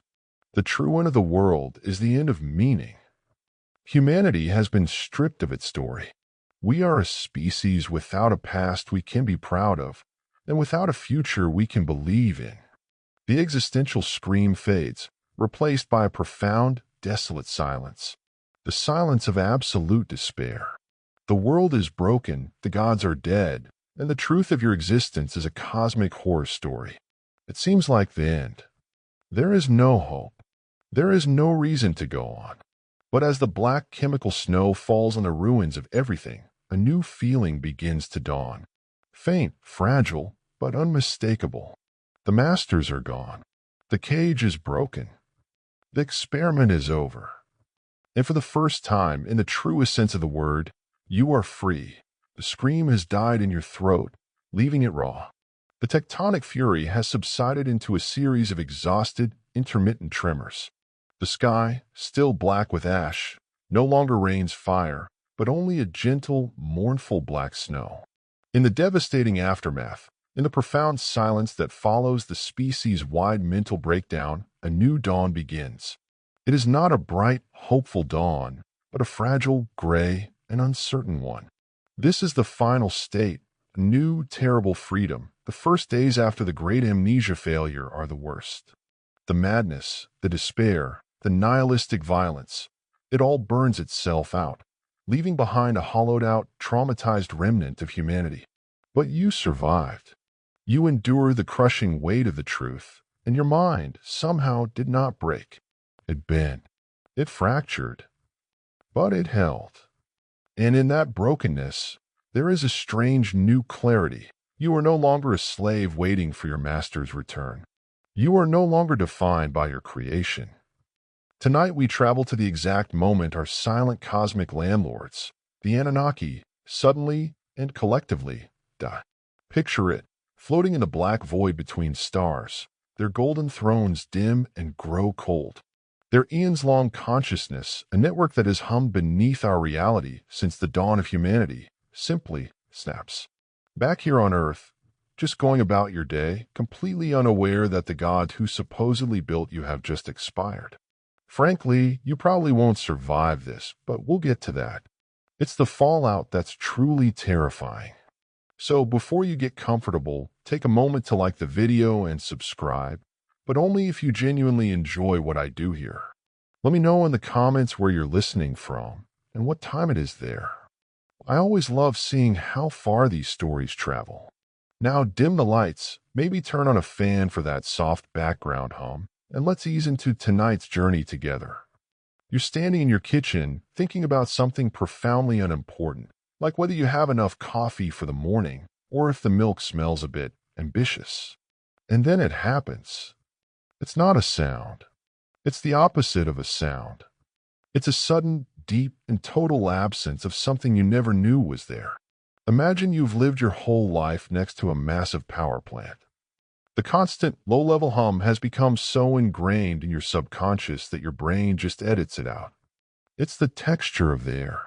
Then, one day, the plant goes offline. The silence that rushes in is a physical force, a deafening pressure on your eardrums. It's like that, but for your soul. You freeze, hand on the fridge door. Your first, very human thought isn't about ancient aliens. It's, am I having a stroke? You shake your head, but the feeling stays. A single, pure note of wrongness played on a universal scale. This is the moment the Anunnaki die. The beings the ancient Sumerians wrote about on clay tablets, the gods who came down from the heavens. The very same ones fringe author Zecharia Sitchin claimed were astronauts from a 12th planet, Nibiru, who genetically engineered humanity as a slave race to mine gold. All that trouble, and they couldn't even leave us a decent benefits package. For millennia, their collective consciousness has been a constant, subtle pressure on our reality. They were the architects, the wardens, the absentee landlords of Earth. And now perhaps their celestial life support ran out of warranty, or they all tried the same dodgy space kebab. Whatever the cause, the effect is instantaneous. A snap. Severance. And the first consequence is event number 1, the Great Silence. This isn't the quiet of a library. This is a dead-air silence. A cosmic flatline. The Greek philosopher Pythagoras spoke of musica universalis, the music of the spheres, the idea that the planets produced a perfect celestial harmony. What you're feeling is the sudden, jarring end of that symphony. The orchestra has vanished, leaving behind a concert hall that feels cavernously empty. And everyone feels it. You look out your window. Your neighbor, who is about to mow his lawn, is just standing there, head cocked, looking at the sky. Your phone buzzes. A text from a friend. Do you feel weird? The internet is a cascade of the same question. In places like Taos, New Mexico, where people have reported hearing a mysterious, low-frequency hum for decades, they now report it's gone. And the silence left behind is 1,000 times more maddening. The Sumerian king list, a real artifact, lists rulers with reigns stretching for tens of thousands of years, bridging the gap between gods and men.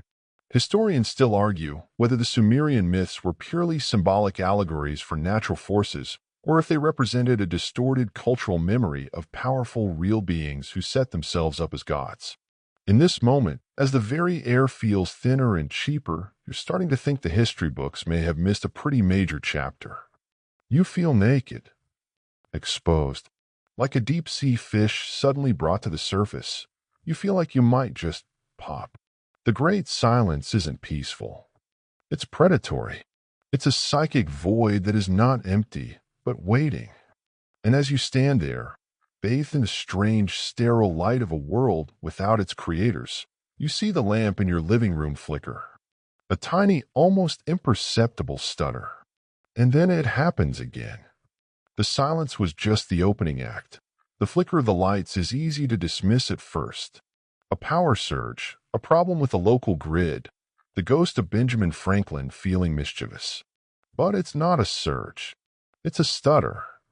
It's as if the electricity itself is forgetting how to flow for a microsecond before remembering its job. Your smart speaker suddenly starts playing a series of soft clicks and hisses, a language of static, before falling silent. Your Wi-Fi router reboots for no reason. This is event number 2.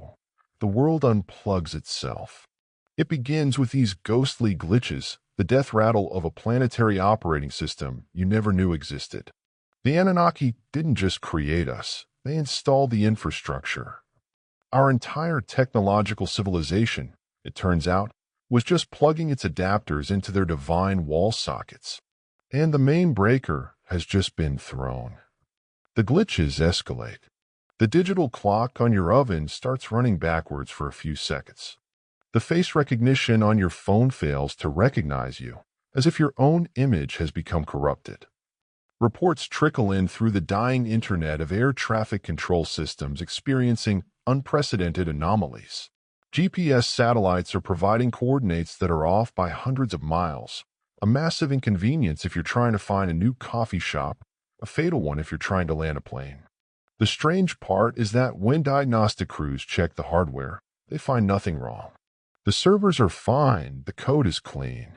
The technology is perfect. It's the laws of physics that seem to be getting a bit buggy.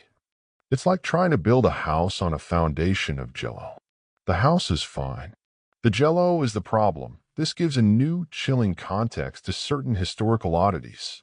Take the Baghdad battery, a 2,000-year-old clay pot with an iron rod and a copper cylinder found in modern-day Iraq. It eerily resembles a modern galvanic cell. Scholars still argue whether it was used for electroplating gold onto silver, for healing rituals involving a small electric tingle, or if it was just a vessel for storing sacred scrolls. But what if it was none of those? What if it was a primitive human attempt to tap into this ever-present low-level energy field, this Anunnaki grid that made everything run? Then the final stage begins. The flickering gives way to a final, permanent darkness. It rolls across the planet, not with the chaotic speed of a cascading grid failure, but with the deliberate pace of a tide going out.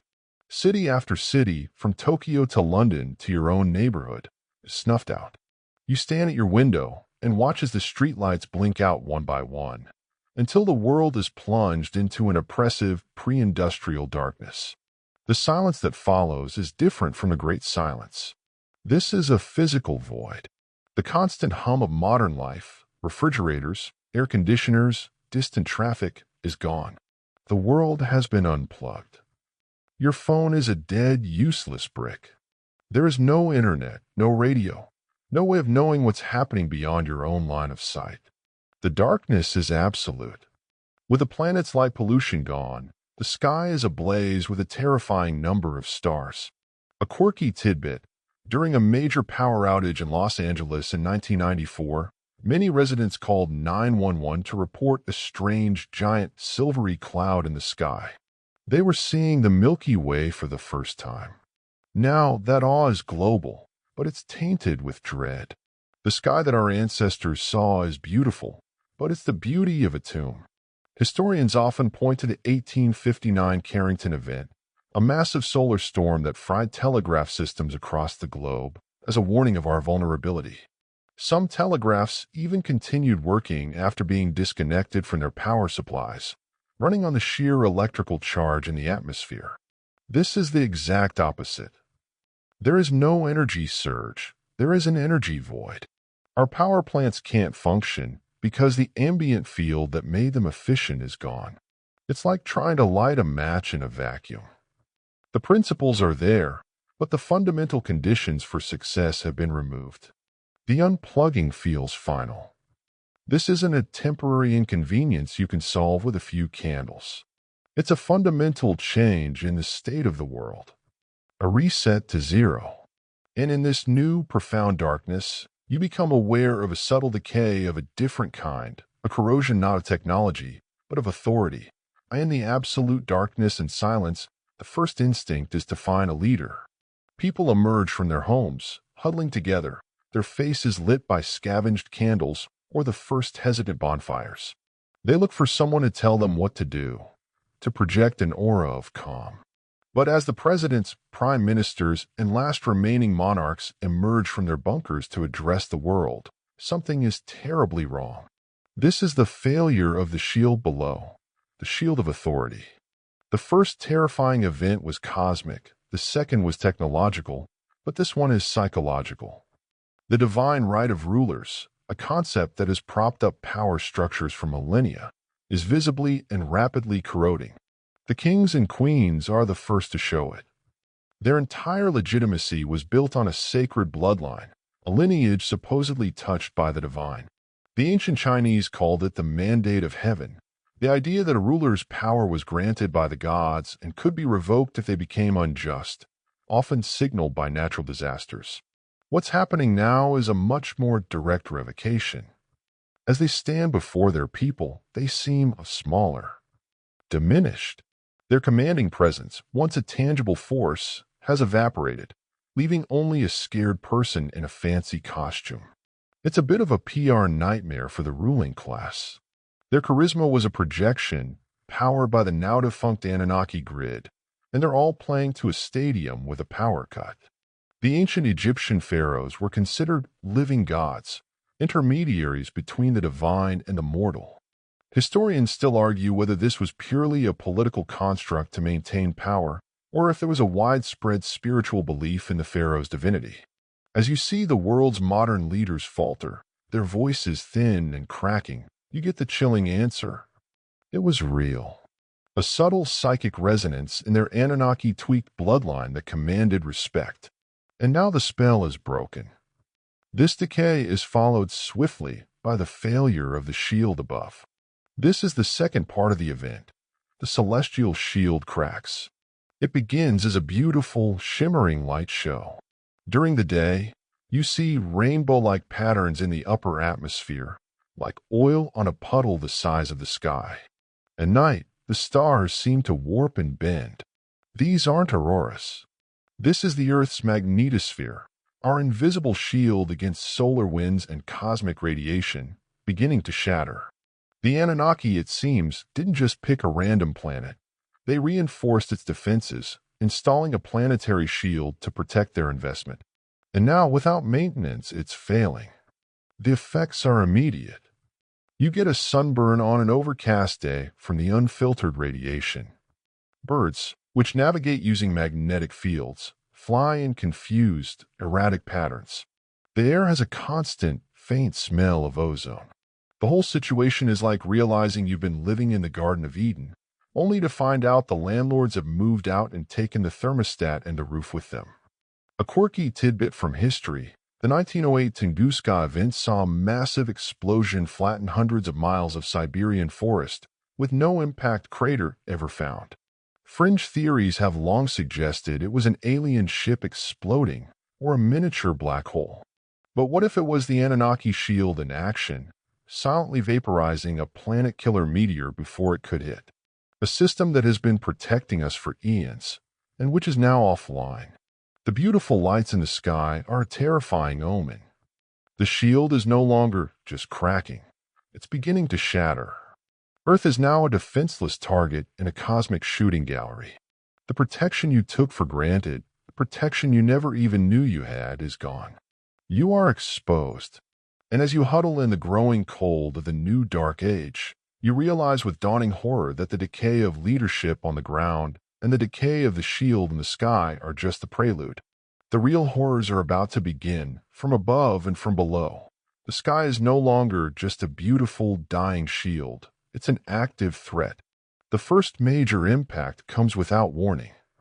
A piercing shriek tears through the atmosphere, and a point of light brighter than the sun streaks across the hazy sky.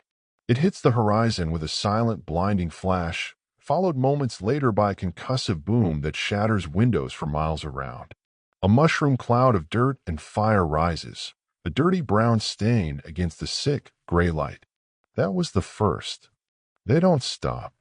With the celestial shield gone, Earth is a defenseless target in a cosmic shooting gallery. The sky is now full of falling fire. The constant bombardment kicks up so much ash and dust that it begins to block out the sun. The world is plunged into a perpetual twilight, and an unnatural cold begins to creep in. You are living in the first days of an impact winter. There's a historical precedent for this, known as the volcanic winter of 536. For about 18 months, a strange, dense dust veil dimmed the sun across the northern hemisphere, causing crop failures, famine, and social collapse. The Byzantine historian Procopius wrote that the sun gave its light without brightness, like the moon. Historians still debate the cause, whether a massive volcanic eruption or a comet impact. You are living through that event, but on a global, continuous scale. As you learn to fear the sky, a new sound begins. A low, resonant hum from beneath your feet. It's the sound of immense, ancient machinery waking up. This is the next horror. The Guardians awake. All over the world, the most enigmatic ancient monuments power on. A beam of pure light shoots from the apex of the Great Pyramid. The stones of Stonehenge begin to glow with faint, geometric patterns. The Moai of Easter Island, their eyes burn with a dull red light. These are never tombs or temples. They were dormant wardens, automated security systems, and their final protocol has just been activated by their master's death. From the earth, they emerge. Golems, soulless constructs of stone and energy. Near Giza, a colossal sphinx-like creature made of shimmering sandstone claws its way to the surface. In the ancient soil of China, the terracotta army grinds to life, their clay eyes glowing, and they begin to march. Their directive is not conquest. It is cleansing. Their programming, now corrupted without the Anunnaki's guidance, has defaulted to a simple, terrifying logic. The masters are gone, so sterilize the experiment. The primary contaminant is humanity. The history of the Golem of Prague, a creature of clay brought to life to protect a community, but which grew uncontrollable, feels chillingly relevant. The Anunnaki played God, built their golems, and now we are the ones facing the uncontrollable monster. You watch one of them, a 7-foot automaton of basalt and orange light, as it glides down a ruined street. It stops, tilts its head, and a silent beam of heat vaporizes a pile of rubble. It's not angry. It's just cleaning. To this thing, you are no more significant than a rat in the walls. And as you are hiding from the skyrocks and the tireless janitors on the ground, the very planet begins to scream. The ground lurches. A constant, low-grade vertigo takes hold. This is the pull of Nibiru. With the Anunnaki's gravitational dampeners offline, their rogue home world is now tugging on the Earth with its full, untempered strength. The oceans respond first with monstrous, chaotic tides that scour coastlines clean. But the pull is also kneading the planet's mantle. The tectonic plates, once held in a stable embrace, are now being torn apart. Earthquakes are no longer isolated events. They are a constant, rolling tremor. Fissures miles long vent poisonous gas from the planet's core. Volcanoes dormant for millennia roar back to life, spewing so much ash that the sky turns from twilight to pitch black. The world map is being redrawn in fire and stone. You are a nomad on a planet that is actively trying to kill you. But even as the world is unmade and the soulless guardians erase your civilization, the final, most terrible event begins. It is not a sound or a tremor. It is a silent crack that happens deep inside your own mind. The last Anunnaki system is about to fail, the one that kept you from knowing the truth. In the midst of the planet's death throes, with the ground shaking and the golems marching, the final cataclysm is a silent one. It happens inside your head. It's not a dream this time, not a fragmented memory passed down through your DNA. It is a sudden, brutal, and complete download of information. This is the final event. The great amnesia fails. The last piece of Anunnaki technology to crumble is the most insidious of all, the psychic veil that has kept humanity in a state of perpetual, blissful ignorance. It was a shroud woven into our very consciousness, a program designed to make us forget what we were, suppress our true potential, and limit our perception of reality. And now it has just been ripped away. The experience is like a lightning strike to the soul. You collapse to the shaking ground, clutching your head, screaming without making a sound. The knowledge of the gods, their entire civilization's worth of science, history, and philosophy, is poured directly into your primitive human brain.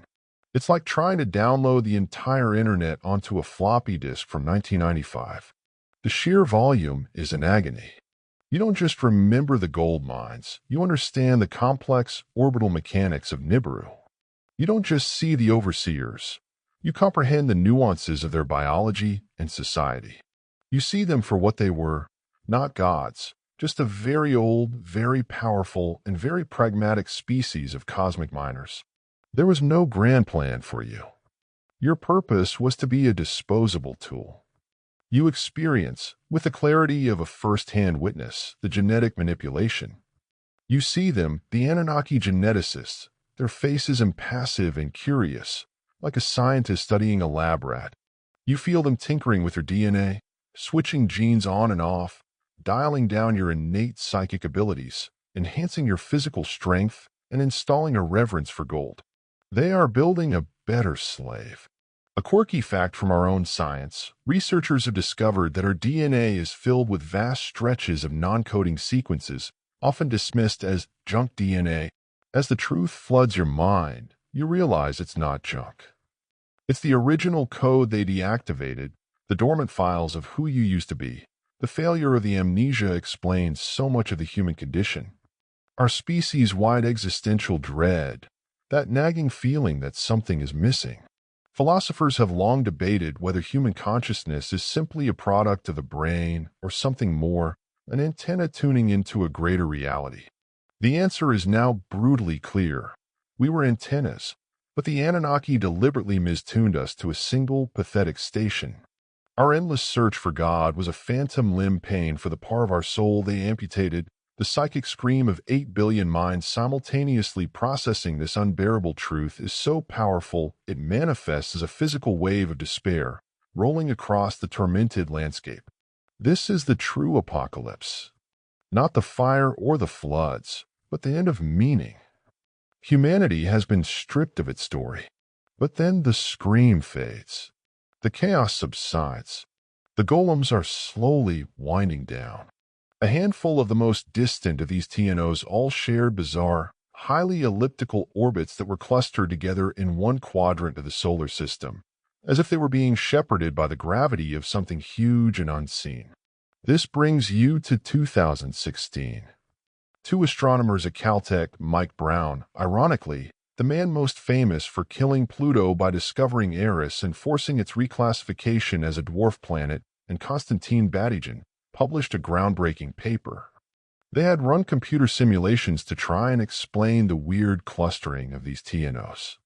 The best explanation, they argued, was the presence of a massive, undiscovered planet, a true Planet 9. According to their models, this Planet 9 is not a Nibiruan fantasy. It's a cold, dark world, likely a super-Earth or a mini-Neptune, about 5 to 10 times the mass of our own planet. Its orbit is enormous, taking it on a journey that lasts between 10,000 and 20,000 years, hundreds of times farther from the Sun than Earth. It's not crossing between Mars and Jupiter. It's lurking in the vast, frozen darkness of the outer solar system, its presence revealed only by its subtle, gravitational influence on the tiny ice worlds that drift at the edge of the Sun's reach. The announcement electrified the astronomical community. The hunt for Planet X was back on, and this time the evidence was compelling. Observatories around the world, like the Subaru telescope in Hawaii, are now engaged in a systematic search of the patch of sky where Brown and Batygin's calculations predict the planet should be. It's a monumental task. The planet is incredibly far away, and therefore incredibly faint. Finding it is like trying to spot a single black marble on a football field at night, using only a flashlight. A quirky tidbit, Mike Brown and Konstantin Batygin have affectionately nicknamed their hypothetical world Fatty. If and when it's found, it will be given a proper mythological name by the International Astronomical Union, following the tradition for all celestial bodies. Given its distant, gloomy nature, a name from an underworld deity seems likely. Historians and scientists still argue about the best way to conduct the search. Some favor the brute force method of scanning the sky with powerful telescopes. Others believe we might find it indirectly, by looking for its gravitational influence on other bodies, or perhaps through future, more advanced sky surveys like the Vera C. Rubin Observatory, which will photograph the entire visible sky every few nights. So here you are, at the cutting edge of planetary science, and the situation is wonderfully ironic. Zacharias Sitchin, the man whose work was dismissed by the scientific community, based his entire theory on the existence of a large, undiscovered planet with a long elliptical orbit. And now, decades later, mainstream astronomy is actively searching for a large, undiscovered planet with a long elliptical orbit. The details are, of course, completely different. The orbit is in the wrong place. The timescale is wrong. And there is absolutely no scientific evidence to suggest it harbors life, let alone advanced alien miners with a gold fetish. But the conceptual overlap is undeniable, and it gives the ancient astronaut theory a veneer of modern scientific plausibility that keeps it alive. It allows a believer to point to the work of Brown and Batygin and say, "You see, they're finally admitting it exists." It's a case of two completely different paths, one of mythological interpretation, the other of gravitational mathematics, arriving at a superficially similar destination. And it forces you to ask one final question. Why? Why are we so desperate to believe? The telescope in the cold, dark dome continues its silent, patient scan of the heavens. The search for Planet 9 goes on, a testament to our relentless curiosity. But the search for the Anunnaki, the gods from that planet, is a different kind of quest. It's not about finding a faint point of light in the sky. It's about finding a sense of place and purpose in our own history. You now turn your focus away from the cosmos and inward into the complex, often contradictory landscape of the human mind. Why do we need gods from space? Why does the ancient astronaut theory, despite the academic rebuttals and the lack of hard evidence, remain so profoundly compelling to so many people? The first and most powerful reason is that it provides a neat, simple solution to very big, complicated questions. Where did we come from? Why are we here? How did ancient civilizations build such incredible monuments? Religion, mythology, and science all offer their own answers, but they can be complex, ambiguous, or demand a leap of faith. The ancient astronaut theory cuts through all of this like a laser. It offers a single, elegant answer that feels both scientific and epic. We were created by advanced aliens. They built the pyramids. We are here to serve them. It's a story that is easy to grasp, satisfyingly comprehensive, and provides a clear narrative thread through the messy tangle of human history. This ties into a deep-seated psychological need for what some call cosmic parenting. The idea that we are not alone, that we are the children of older, wiser, and more powerful beings, can be incredibly comforting. The universe, as revealed by science, is a vast, cold, and seemingly indifferent place. We are the product of random chance, a brief flicker of consciousness on a tiny speck of dust in an incomprehensible void. This can be a terrifying and alienating thought. The ancient astronaut theory replaces this cosmic loneliness with a family reunion. It tells us we are part of a galactic story, that our existence has a purpose, even if that purpose was originally just to be a workforce. It re-enchants the world, making us feel special again. There is also an element of intellectual humility, or perhaps a lack thereof, at play. When we look at structures like Puma Punku or the Great Pyramid, it can be difficult for some to accept that our primitive ancestors could have achieved such feats. A quirky tidbit, this is sometimes referred to as chronocondescension, the unconscious assumption that people in the past were less intelligent or less capable than we are today. To say they couldn't have built this on their own is to underestimate the ingenuity and sheer, bloody-minded determination of ancient peoples. The theory that aliens did it can, paradoxically, be both a celebration of a grander history and a subtle diminishing of our own ancestors' very real and very impressive accomplishments. The theory also taps into a powerful anti-establishment and conspiratorial impulse. The narrative is not just that aliens visited us. Their power source is finite. The planet's fury is spent. And in the devastating aftermath, a new feeling begins to dawn. It's faint, fragile, but unmistakable. The masters are gone. The cage is broken. The experiment is over. And for the first time, in the truest sense of the word, you are free. It is a new, terrible freedom. There is no one to tell you what to do, no destiny to fulfill.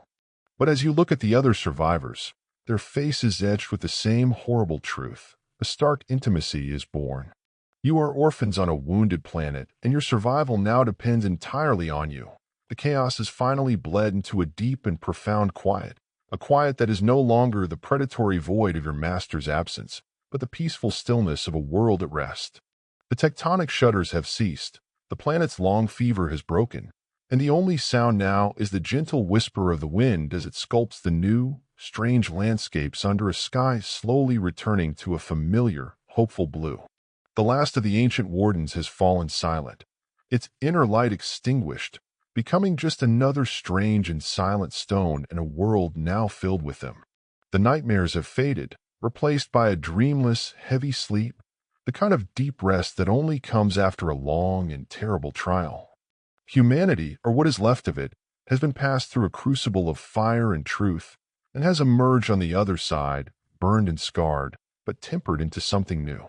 The great, terrifying events have passed into memory, and then into legend, and will one day, perhaps, become the myths of a new generation who will never fully grasp the horror that purchased their freedom. As you drift now, on the edge of your own slumber, let the final images fade into the soft darkness. Let the dust settle on the ruins. The great scream of existence has softened into a gentle, universal lullaby. The story is over. The slate is clean. All that is left now is the quiet and the gentle rhythmic breathing of a world and a species finally truly beginning again. You are a blank slate. Your past has been erased, not by the golems, but by the sheer ugly truth of it. And that means your future is unwritten. The golems are still out there, but their actions are becoming more erratic. Their power sources are finite. Without the Anunnaki grid to recharge them, they are slowly winding down. Some have frozen in place, becoming new, terrifying statues in the ruined landscape. Others continue their patrol, but their movements are slower, their cleansing beams weaker. Their judgment is ending. They are relics of a dead era, the last dying echoes of your former masters. They are no longer an insurmountable threat, but a manageable, if still deadly, part of the new ecosystem. A bit like grizzly bears, if grizzly bears were made of obsidian and could shoot lasers. A minor inconvenience. The planet itself is beginning to heal. Nibiru's ghostly pull is likely cyclical. As it moves away on its long, elliptical orbit, its influence wanes. The tides begin to settle into new, strange rhythms. The earthquakes become less frequent. The atmosphere is still a toxic mess, but the planet's own systems, its carbon cycle, its weather patterns, are beginning to reassert themselves, free from the artificial control of the Anunnaki for the first time in millennia. The world is becoming wild and natural again, and terrifyingly so. You and the other survivors begin to cautiously reconnect. The shared trauma, once a source of isolation, now becomes a foundation for a new kind of community. There are no more lies, no more comforting myths. Everyone knows the truth about everyone else and about themselves. There is a brutal honesty in every interaction. You can't pretend to be something you're not when the person you're talking to has access to the same deep genetic memories you do. A strange, stark intimacy is born from this shared humiliation. The concept of social status is gone. There are no kings or priests, no famous or rich. There are only survivors. A historical parallel might be found in the aftermath of the Black Death in Europe. The plague killed such a massive percentage of the population that it completely upended the feudal social structure. Labor became scarce, wages rose, and peasants found themselves with a newfound power and mobility. It was a horrific catastrophe, but it was also a catalyst for immense social change. The death of the Anunnaki is your Black Death, but on a genetic and spiritual scale. It has killed your old identity and in doing so has leveled the playing field for whatever comes next. You begin to rebuild. Not cities of steel and glass, but small, hardy communities in places that offer some measure of safety, in the shadow of a mountain range that shields you from the worst of the winds, or near a geothermal spring that offers warmth and clean water. You use the knowledge that was violently downloaded into your brain. You can't build a starship, but you now understand the principles of agriculture, metallurgy, and engineering with a depth your ancestors never could. You begin to salvage the wreckage of the old world, both human and Anunnaki, with a new understanding of how it all works. You are building something new, from the ashes of two civilizations. This new freedom is terrifying. There is no one to tell you what to do, no God to pray to, no destiny to fulfill. You are truly on your own, a species of orphans on a wounded planet. The weight of this freedom is immense. Every choice matters. Every life is precious in a way it never was before, because you are no longer a renewable resource. You are the last flicker of intelligent life in this small corner of the universe, and your survival depends entirely on you. It is a terrible, awesome responsibility, but it is yours. For the first time, truly, it is all yours. The future is a vast, dark, and uncharted ocean. But for the first time, you are the captain of your own ship. You look up at the sky, which is beginning to show a faint hint of blue through the thinning ash. It's no longer the domain of your masters. It's just the sky. You look at your hands. They are no longer the hands of a slave.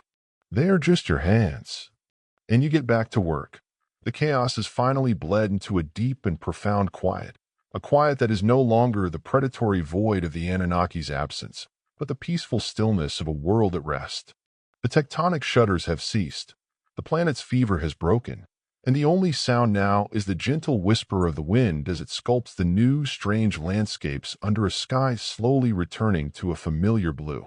The last of the ancient wardens has fallen silent, its inner light extinguished, becoming just another strange stone in a world now filled with them. The nightmares have faded, replaced by a dreamless, heavy sleep, the kind of deep rest that only comes after a long and terrible trial. Humanity, or what is left of it, has been passed through a crucible of fire and truth, and has emerged on the other side, burned and scarred, but tempered into something new. The great, terrifying events have passed into memory, and then into legend, and will one day, perhaps, become the myths of a new generation who will never fully grasp the horror that purchased their freedom. As you drift now, on the edge of your own slumber, let the final images fade. Let the dust settle. The great scream of existence has softened into a lullaby. The story is over. The slate is clean. All that is left now is the quiet and the gentle rhythmic breathing of a world and a species beginning again. Thank you for your attention. Goodbye and see you again in the next stories.